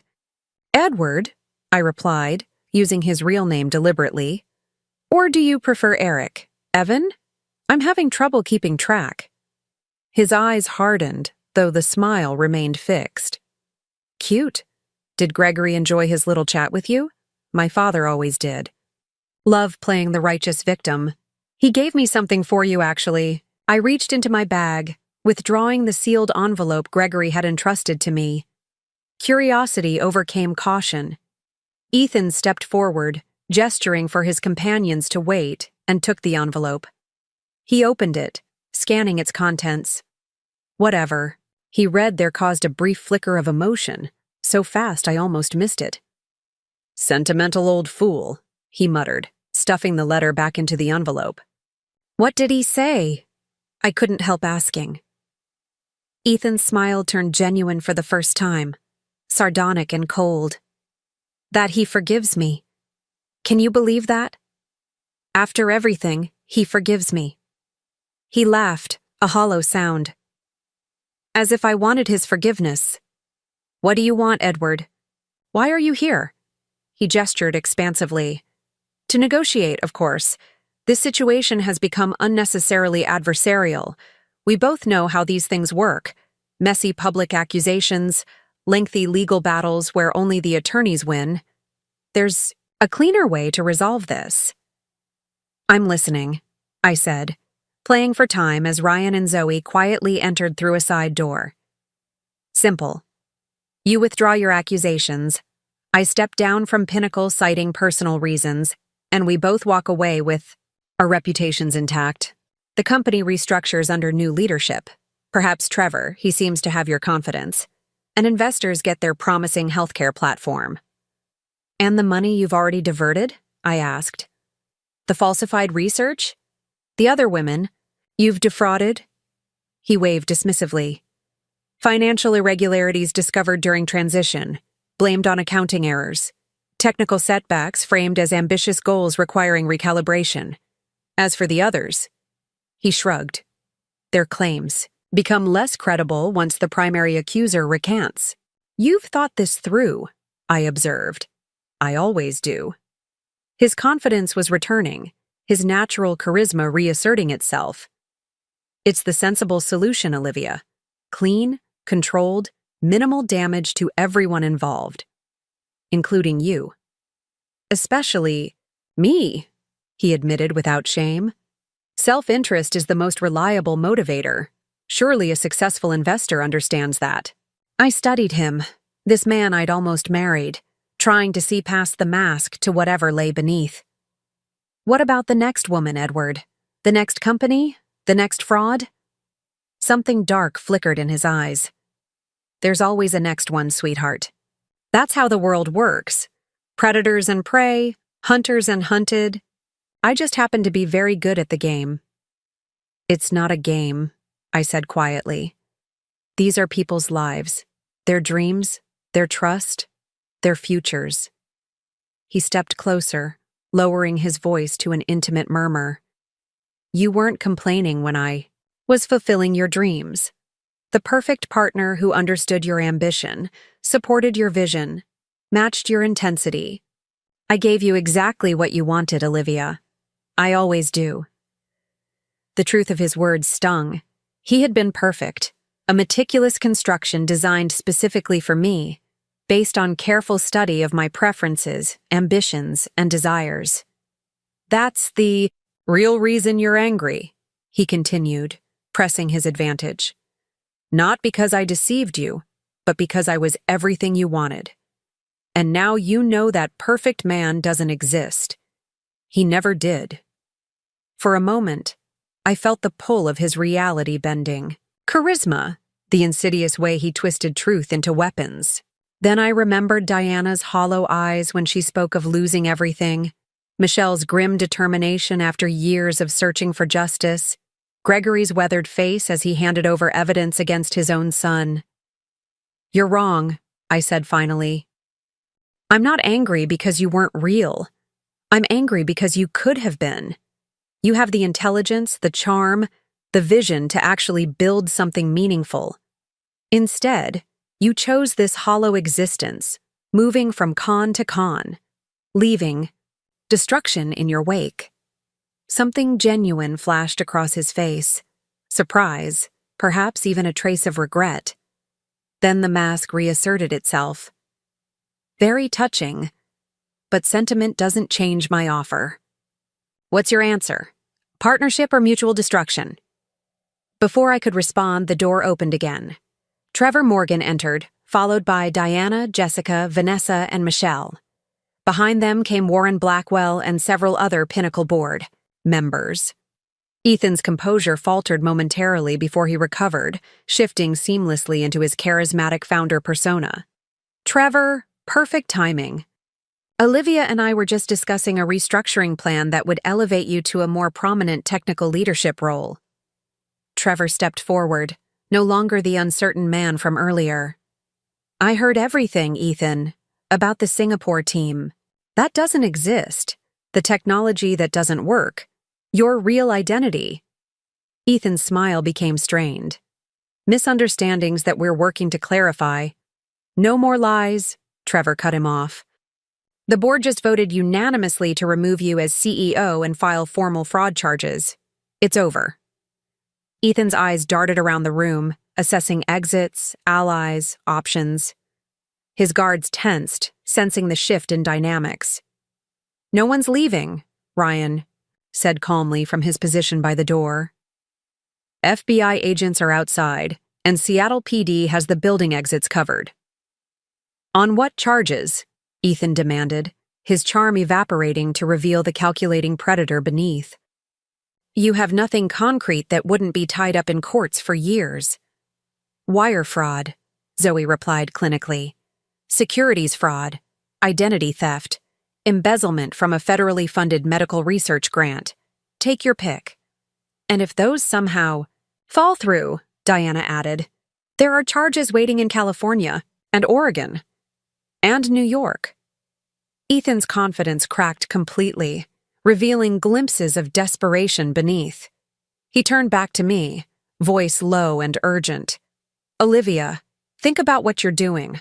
I know things about your investment strategy, your offshore accounts, your tax structures. All legal, I interrupted. Unlike yours. Legal, but embarrassing if exposed in court. Do you really want your entire financial life laid bare in public proceedings? Your reputation would never recover. I smiled, feeling strangely calm as I recognized the last desperate move of a cornered opponent. That's the difference between us, Edward. My life can withstand scrutiny. Yours collapses the moment anyone looks closely. His expression hardened into something ugly and authentic. Perhaps the real Edward Ratcliffe finally showing himself. You think you've won? This isn't over. Not by a long shot. As if on cue, the conference room doors opened. FBI agents entered with arrest warrants, reading Edward his rights as they handcuffed him. His hired muscle surrendered without resistance, apparently realizing their employer couldn't protect them anymore. Just before they led him away, Edward paused beside me. You realize I'll be out on bail within hours, he said quietly. And there's nothing stopping me from disappearing completely. Actually, I replied, there is. I held up my phone, showing him a real-time tracker displaying his current location. The watch you're wearing? The one I gave you for our 6-month anniversary? It has a GPS tracker embedded in the band, a precaution I took after Aunt May's. First warning. For the first time, genuine shock registered on his face. You've been tracking me all this time? Only activated it yesterday, I admitted. But it's been there all along, just in case. As they led him toward the elevator, Edwards turned back one last time. You deserve me, you know. We're more alike than you want to admit. Both hunters, both willing to do whatever it takes to win. I met his gaze steadily. The difference is, I don't need to destroy others to succeed. The elevator doors closed on his bitter smile, and suddenly the room felt lighter, as if a toxic presence had been physically removed from the air. Diana approached, understanding in her eyes. It doesn't feel how you expected, does it? Not triumph? Not relief? Just emptiness. And anger, I added. Not at him, strangely enough. At myself, for not seeing through him sooner. Don't, she said firmly. That's exactly what he wants. For you to doubt your own judgment, to carry that uncertainty into every future relationship. Don't give him that power. The others joined. Us, this unlikely sisterhood formed through shared trauma. We had stopped Edward Ratcliffe, but the real work, rebuilding what he had damaged, was just beginning. What happens now? Trevor asked, still processing his own role in the deception. I looked around at this room full of people who had been brought together by one man's fraud, but were now united in something more constructive. Now, I said, we build something real.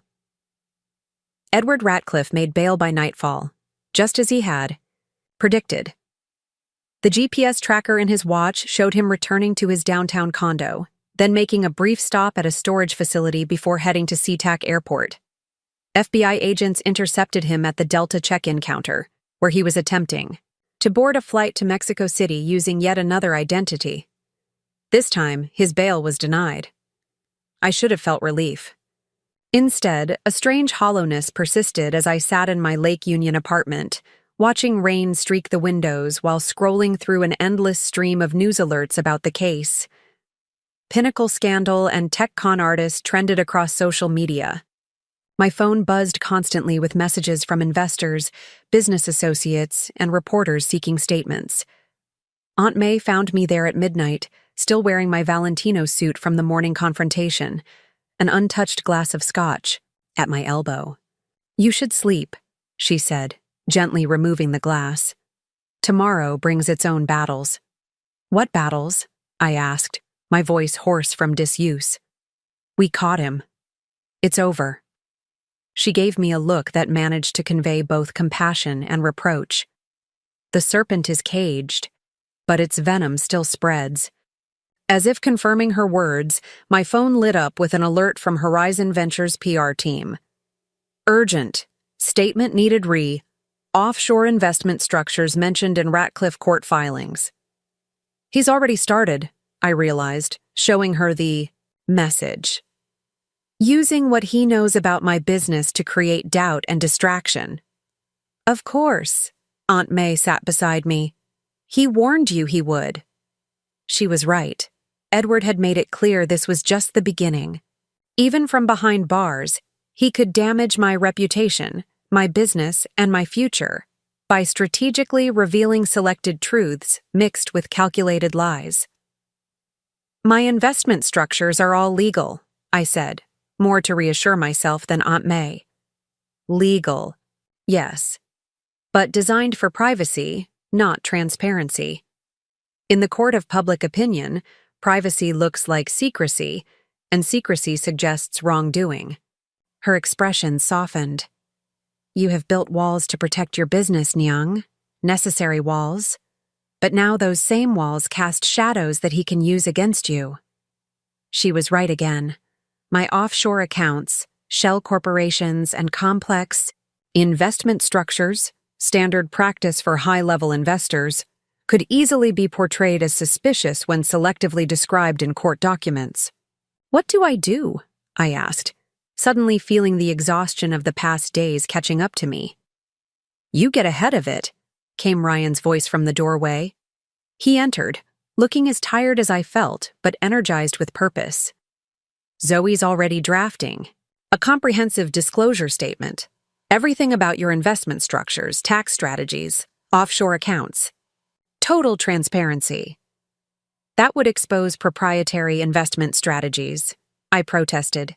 Give competitors insight into Horizon's methodology. Better than letting Edward control the narrative, Ryan countered. This way, you disclose on your terms rather than responding to his allegations. Aunt May nodded approval. When light floods a room, shadows have nowhere to hide. I relented, too exhausted to argue further. Fine, get Zoe whatever she needs. Morning arrived with new challenges. Edward had indeed begun his counterattack, with strategic leaks about my investment strategies appearing in financial blogs overnight. The implications were subtle but poisonous, suggesting that my success came from borderline practices and unfair advantages rather than business acumen. By noon, I found myself in Zoe's office with her entire legal team, reviewing the disclosure statement they had prepared. The document laid bare Horizon Ventures' complete investment structure, detailed, technical, and utterly legal, but complex enough to seem suspicious to those inclined toward conspiracy theories. This will hurt. In the short term, Zoe warned, competitors will gain insights they can use. Some investors may get nervous about the publicity. But in the long run, transparency is our best defense, I finished for her. Release it. As we left Zoe's office, Diana called with more concerning news. Edward's attorneys are requesting access to all communication between us, me, Jessica, Vanessa, Michelle, and you. They're claiming we conspired to damage his reputation and business interests. On what grounds? I demanded. They're suggesting our coordinated press conference proves prior conspiracy. They want to paint us as competitors who strategically targeted him. That's absurd. We didn't even know each other until after his fraud was discovered. Absurd but effective, Diana replied grimly. It's creating doubt, which is all he needs. Right now. Throughout the day, Edward's strategy became clearer. He wasn't trying to avoid conviction. The evidence was too overwhelming. Rather, he was muddying the waters, creating enough confusion and counter-narrative to ensure that when he eventually disappeared, as we all knew he would attempt, public interest would have moved on to the next scandal. By evening, the toll became evident in my business relationships. Two major clients requested meetings to discuss recent developments. A potential partnership that had been nearly finalized was suddenly under review. Colleagues who had been friendly for years now maintained professional distance, uncertain whether association with me carried risk. This is exactly what he wants, Ryan fumed as we reviewed the damage reports in my office. To isolate you professionally, just like he did to Diana and the others. It's working, I admitted. The transparent disclosure strategy had gained some positive coverage, but hadn't neutralized the more sensational implications of Edward's leaks. My phone buzzed with a message from an unknown number. Not Edward this time, but Gregory Ratcliffe. He's done this before. It will get worse before it gets better. Stay strong. A father still watching his son's destruction from afar, still reaching out to those caught in his wake. I found myself wondering again what had happened to that serious-eyed boy in the hospital photo to transform him into this hollow predator. As if reading my thoughts, Michelle appeared in my office doorway. "I've been digging deeper into Edward's history," she said without preamble. "There's something you should see." She placed her laptop on my desk, displaying scanned police reports from 20 years earlier, juvenile records that should have been sealed but that her specialist had somehow accessed. "These are from when Edward was 16, she explained, a year after his mother died. He was briefly detained for running. Elaborate scams at his high school, selling fake concert tickets, running gambling operations, creating counterfeit IDs. But the charges were ultimately dropped. Why?" Michelle scrolled to the final page. "Because another student took responsibility. A girl named Sarah Winters." The name registered immediately. "Any relation to Jessica?" "Her younger sister." Michelle's expression was grim. Sarah committed suicide 6 months later. The official report cited academic pressure and depression, but Jessica always believed Edward was somehow involved. Does Jessica know about this connection? Not yet. I found it an hour ago. I leaned back, processing this new information. So his pattern of manipulation and destruction goes back even further than we thought. And he's been letting others take the fall from the beginning. "It gets worse," Michelle continued. "After Sarah's death, Edward transferred to a military academy where his father had connections. 6 months later, he was expelled for running an elaborate cheating ring that implicated several faculty members. Let me guess. He walked away clean while others faced consequences." Michelle nodded. "It's his signature. He creates systems where others are compromised alongside him, ensuring they have as much to lose as he does if the truth comes out." As she spoke, a pattern crystallized in my mind, not just of Edward's methods, but of his fundamental strategy. He doesn't just target individuals, I realized. He creates networks of complicity, everyone slightly stained so no one feels entirely clean enough to fully expose him. "Exactly," Michelle confirmed. "It's why his frauds persist so long. People who might speak out hesitate because they're implicated, however peripherally. And now he's attempting the same with me," I concluded. "Using my investment structures to create the impression of shared ethical flexibility." Michelle closed her laptop decisively. "Which is why transparency alone won't be enough. We need to completely reframe the narrative." "How?" She smiled grimly. "By going on offense."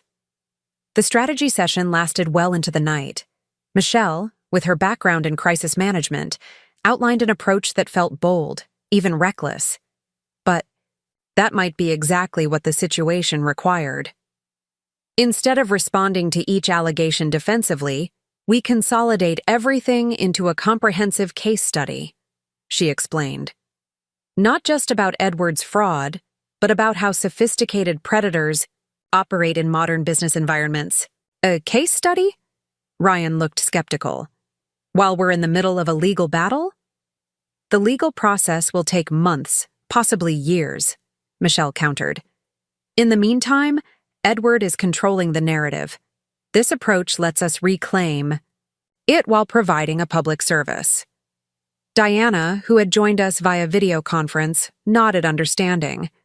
It transforms us from victims to educators, from targets to experts. Exactly, Michelle confirmed. We document everything: his technical methods, psychological tactics, how he identified and exploited vulnerabilities in different businesses. We name names, provide evidence, and create a comprehensive playbook for identifying similar frauds. That's not how crisis management usually works, Zoe noted cautiously. Because this isn't a usual crisis, I said, warming to the idea. Edward isn't playing by conventional rules, so conventional responses won't work. By morning, the framework was in place. Each of Edward's victims would document their experience in detail, not as personal stories but as technical analyses of his methods. Financial experts would trace the money trails. Psychological professionals would examine his manipulation tactics. Technical experts would deconstruct how he created the illusion of viable technology. The result would be published as the Ratcliffe Method: Anatomy of a Modern Confidence Scheme. A comprehensive resource for investors, entrepreneurs, and business leaders to identify similar frauds before they took root. This isn't just about saving our reputations, I explained to the team. It's about ensuring Edward Ratcliffe is his last successful identity. Whatever name he uses next, whatever scheme he attempts, people will recognize his methods. Trevor. Morgan, still processing his own unwitting role in Edward's fraud, volunteered to lead the technical analysis. I need to understand how I was deceived, he explained simply, both for myself and to prevent it from happening to others. Gregory Ratcliffe, contacted by Ryan, agreed to provide historical context. It's time, he said, his voice heavy with resignation. 20 years of enabling through silence ends now. The work proceeded with remarkable speed, driven by shared purpose.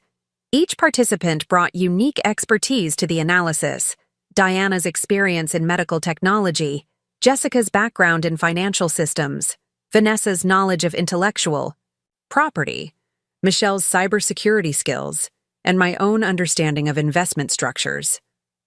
Together, we created a comprehensive profile of Edward's methods that was far more damning than any individual accusation could have been. This wasn't about personal grievance, but about systematic, calculated predation across multiple industries and relationships. 2 weeks into the project, as we prepared for the first phase of publication, Edward made his move.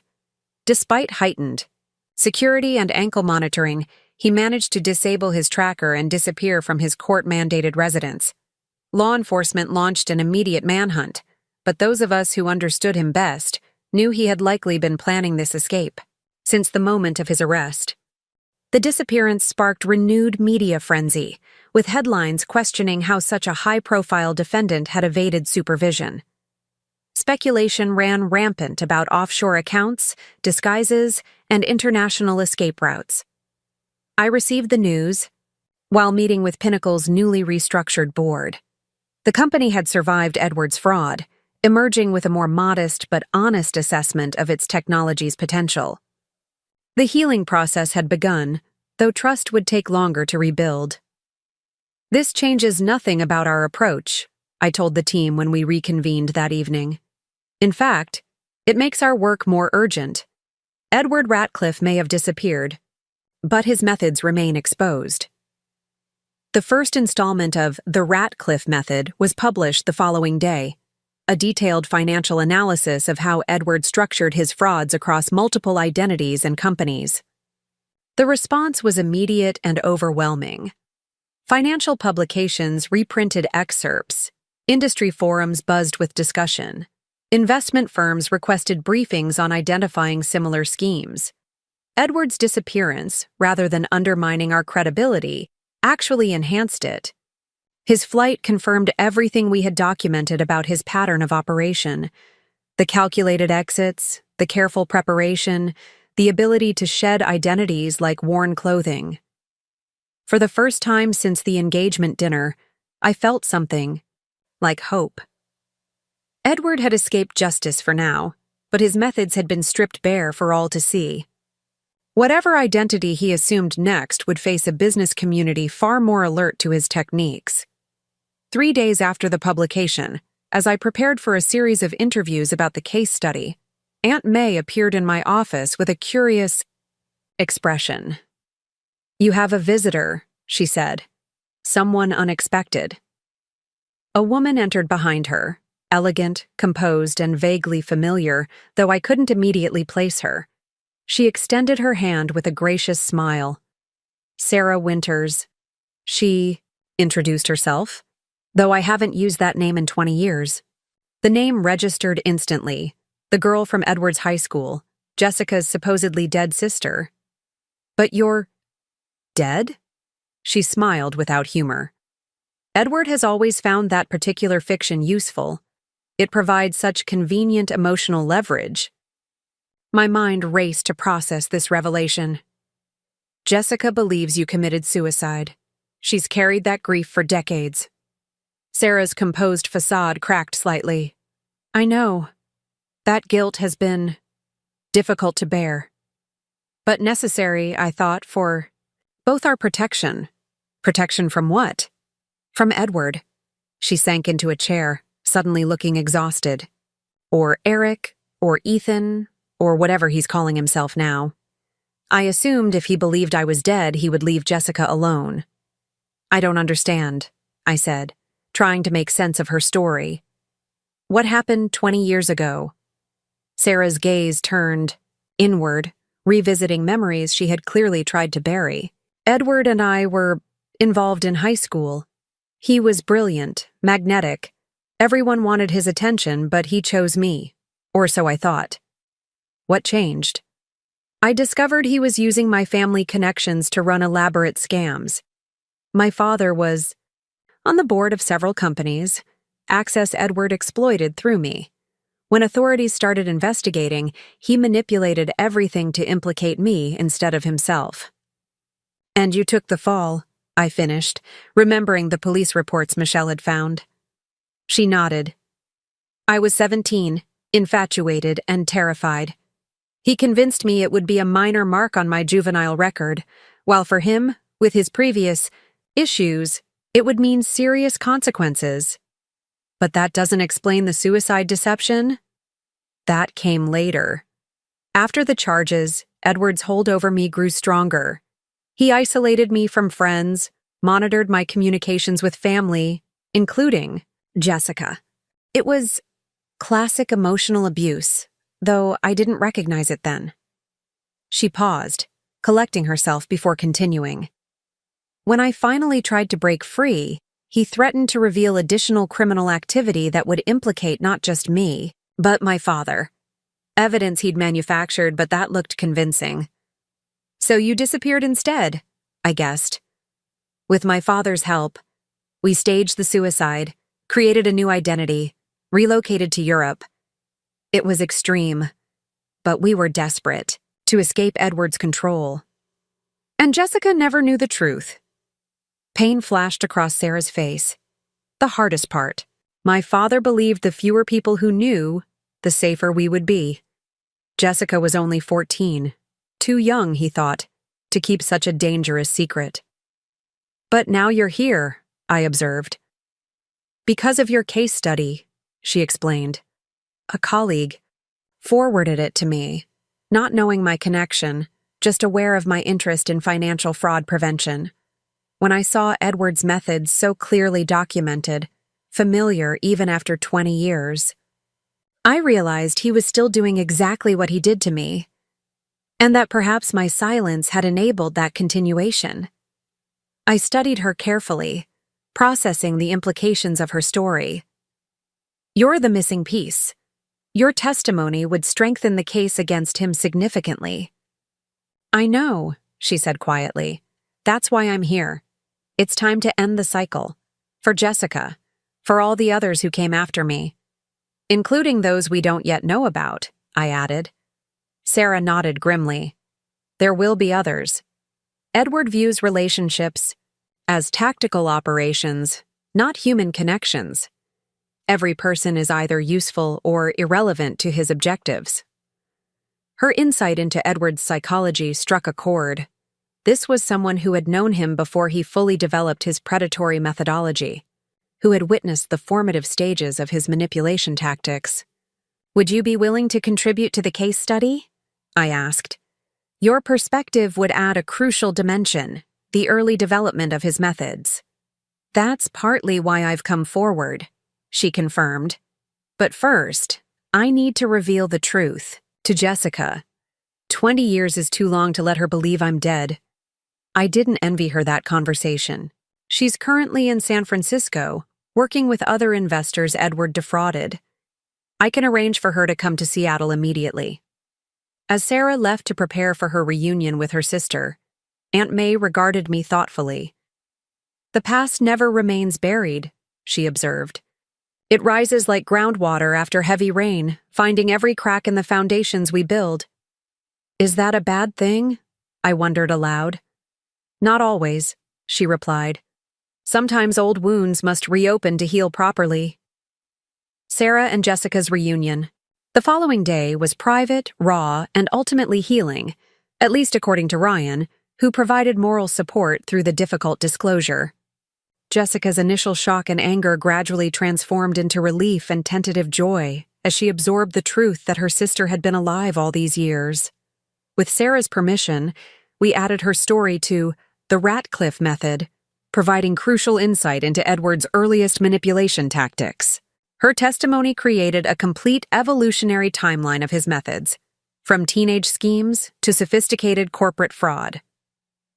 3 days later, as the second installment of the case study was published, the FBI received an unexpected lead. A luxury resort in Puerto Vallarta reported a guest matching Edward's description who had checked in under the name Thomas Reed. Local authorities placed the resort under surveillance while awaiting extradition paperwork. But Edward, ever alert to pursuit, vanished before they could move in. Security camera footage showed him departing via private boat hours before authorities arrived. The FBI's international manhunt continued, now with Mexican authorities fully engaged. "He's running scared," Diana observed during our daily update call. "Changing locations frequently, using new identities with each move. That's expensive and exhausting to maintain. And every identity he burns makes the next one harder to establish," Michelle added. "His usual method is to build personas carefully over time. This rapid shifting makes him vulnerable." I wasn't convinced. Edward adapts quickly. He'll find a new approach. But with significantly fewer resources, Ryan pointed out. The FBI has frozen most of his known accounts. His support network has been exposed. His methodology is now public knowledge. For the first time, I allowed myself to consider that Edward might actually face consequences for his actions. Not just legal penalties if captured, but the fundamental destruction of his operational methodology. A confidence man without confidence, a predator whose hunting patterns had been mapped and shared with potential prey.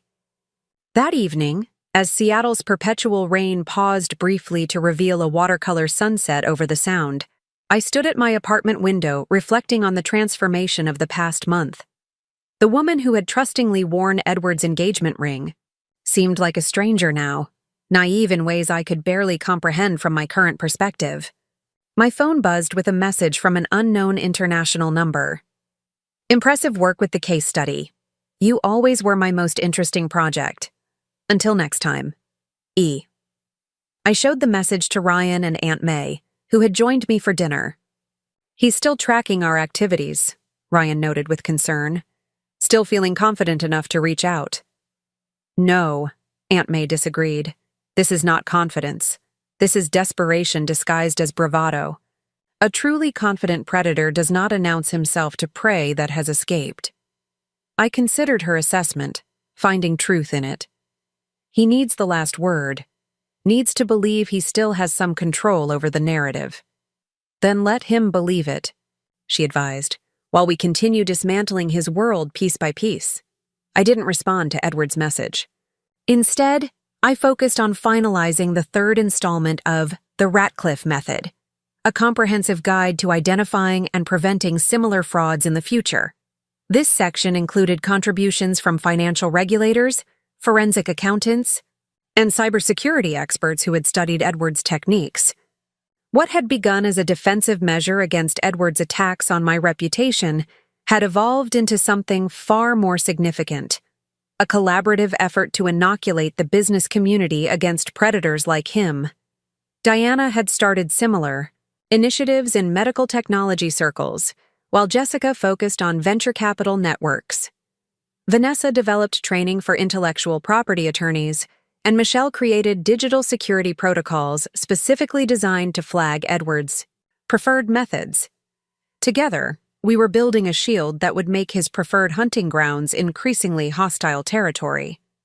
2 weeks later, Seattle PD received a puzzling delivery addressed to me, a small package containing Edward's engagement ring and a brief handwritten note. "Keep this as a souvenir. You've earned it. Consider us even." Forensics found no usable fingerprints or DNA, no clues to Edward's location. But the message was clear. He was moving on, abandoning this identity completely, accepting that this particular game had ended in defeat. Is it really over? Ryan wondered as we examined the ring in its evidence bag. This chapter is, I replied. But Edward will reinvent himself, start fresh somewhere new with lessons learned from his failures here. Then we must ensure those lessons follow him, Aunt May said firmly. The fourth installment of your case study should be distributed internationally, translated into multiple languages. If he seeks hunting grounds abroad, we must prepare those territories as well. She was right, as usual. Edward's particular brand of fraud transcended borders and industries. His next identity might emerge anywhere in the global business ecosystem. That night, as I prepared for bed, my phone buzzed with a final alert. Gregory Ratcliffe had sent a brief message. He contacted me, wanted money for a fresh start. I refused. He's running low on resources. A small victory, but significant. Edward's support networks were collapsing one by one, his options narrowing with each exposed identity and frozen account. I stood at my window watching Seattle's rain return, gentle at first, then building to a cleansing downpour. Somewhere out there, Edward Ratcliffe was reconstructing himself piece by piece, shedding the identity I had known like an outgrown skin. He would emerge as someone new, someone carefully crafted to gain trust, admiration, and ultimately, control. But he would carry with him the knowledge that he had been seen, truly seen, and that his methods had been exposed for all to recognize. He would operate knowing that a network of informed individuals was actively working to identify and neutralize his particular brand of predation. For the first time since that moment when his hand had connected with my face at our engagement, dinner, I felt something like peace. Not because the danger had passed entirely, but because I had transformed from target to hunter, from victim to educator, from isolated mark to connected node in a network of awareness. Edward had slapped me at our engagement dinner, thinking it would silence and control me. Instead, it had awakened something he hadn't anticipated, a determination, not just to escape his fraud, but to ensure it never succeeded again. The ring he had returned sat in its evidence bag on my nightstand, not as a souvenir of what I had lost, but as a reminder of what I had found. Strength I hadn't known I possessed, allies I wouldn't have met otherwise, and purpose that transcended my personal experience. Rain streamed down my windows, washing Seattle clean in the darkness. Tomorrow would bring new challenges in the ongoing effort to track Edward and prevent future frauds. But tonight, in this moment, I allowed myself to acknowledge a simple, powerful truth. He had not broken me. He had not won. And he never would. 6 months passed with no confirmed sightings of Edward Ratcliffe. The FBI maintained their international manhunt, but the trail had gone cold. Life in Seattle gradually returned to a new normal, one forever changed by what had happened, but moving forward nonetheless. Pinnacle Technology, restructured under Trevor Morgan's leadership, had refocused on achievable healthcare innovations. The company abandoned Edward's grandiose promises in favor of practical solutions that actually worked. Though smaller than originally envisioned, it was built on honesty rather than fraud.